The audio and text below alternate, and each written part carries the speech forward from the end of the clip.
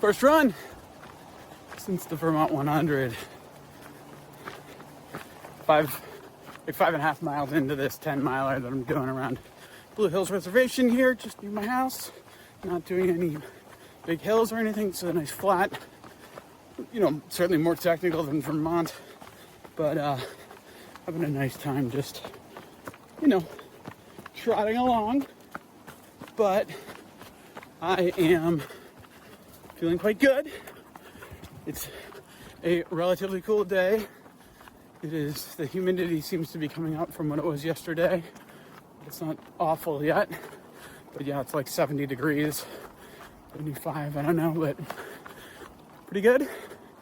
But I am thinking about things like I'm wearing these Ultras that I did not wear in the race, and it reminded me that something that I knew about running 100-miler that I should have remembered from running the 50-miler, that I need to take more care to heed next time, is that your feet swell. Your feet hurt like hell, for one thing. They get to hurting real bad just because you've been beating on them for so long.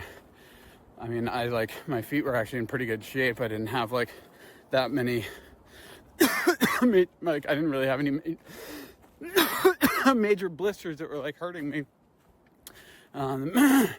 But by the time, once I finished, that was when the real pain set in. Was as soon as I realized I was done, my body was just okay, your feet hurt like hell. And I think that I probably could have saved myself a little bit of that by not having run the Adidas Adi Zero Boston 10s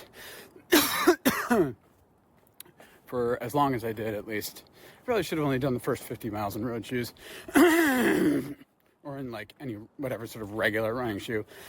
I don't have any water with me, so a bug just got in my throat again. But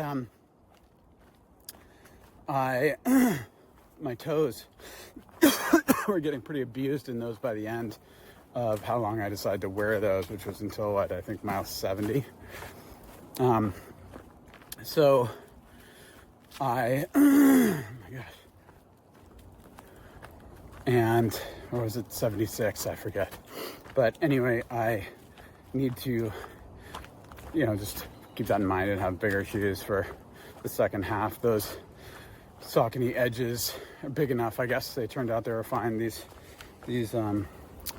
Ultras would be good shape too, but definitely don't go small. And also, as soon as I got home, I have these La Sportivas that are half a size too small for me, and I was like, I'll figure out a way to use those. But I'm throwing them out. I've run maybe 20 miles in them, and they hurt every time. So let's not mess with that. I'm just throwing them out. They're also really hard soled. I haven't figured out a reason for hard soled trail shoes yet. If you know what that reason is, let me know, because I can't figure it out. Certainly for myself, I can't figure it out.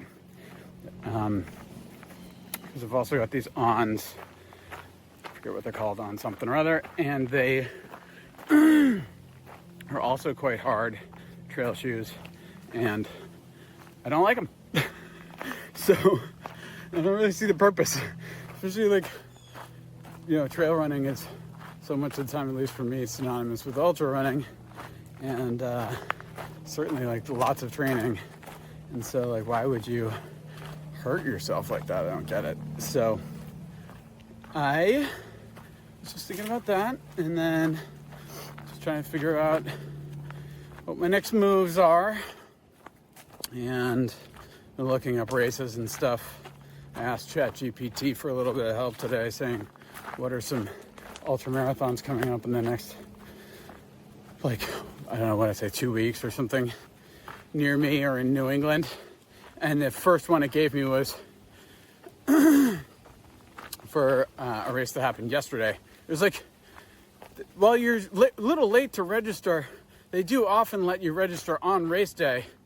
So I think it actually said, well, you are a little late because it was yesterday. They do still let you register up till race day, so it's probably worth a try. Yeah. Nice. ChatGPT's smart in some ways, but like really shockingly dumb in plenty of others. So anyway, I don't have any other plans yet, but it's going to be hot as hell again the next couple days. I'm going to pretend like I'm going to run the Beantown Marathon in September. I think it's early September. I think it's like 6 weeks away. I haven't bought entry to it. Not sure I'm gonna do that, but I am going to start training as though I'm gonna do that. So, as I said, get onto the VO2 max tip, and yeah, that's about it. I feel like there was some other learning I had from Vermont that I wanted to talk about, but I guess I'll just dribble them out as the days go on. But this will continue to be my like vomit all over the place, beta testing YouTube channel while I try to figure out how to make a compelling YouTube video, at least log some time in front of camera so that I'm doing something, you know what I mean?